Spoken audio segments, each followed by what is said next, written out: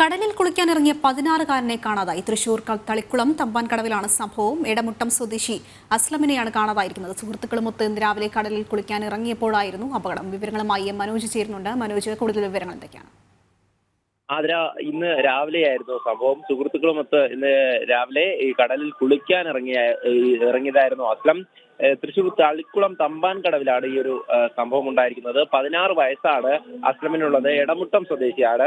കൂടെയുണ്ടായിരുന്ന സുഹൃത്തിനെ ഈ മത്സ്യത്തൊഴിലാളികൾ ചേർന്ന് രക്ഷപ്പെടുത്തിയിരുന്നു. അതിനിടയിൽ കാണാതായ അസ്ലമിന് വേണ്ടിയിട്ട് ഇപ്പോൾ തിരച്ചിൽ പുരോഗമിക്കുകയാണ്. ഇതുവരെ തന്നെ അസ്ലമിനെ പറ്റിയിട്ടുള്ള വിവരം ലഭിച്ചിട്ടില്ല. ശരി, കടലിൽ കുളിക്കാനിറങ്ങിയ 16-കാരനെയാണ് കാണാതായിരിക്കുന്നത്. തൃശൂർ തളിക്കുളം തമ്പാൻകടവിലാണ് സംഭവം. എടമുട്ടം സ്വദേശി അസ്ലമിനെയാണ് കാണാതായിരിക്കുന്നത്. സുഹൃത്തുക്കളുമൊത്ത് ഇന്ന് രാവിലെ കടലിൽ കുളിക്കാൻ ഇറങ്ങിയപ്പോഴായിരുന്നു സംഭവം. മനോജാണ് വിശദാംശങ്ങൾ നൽകിയത്.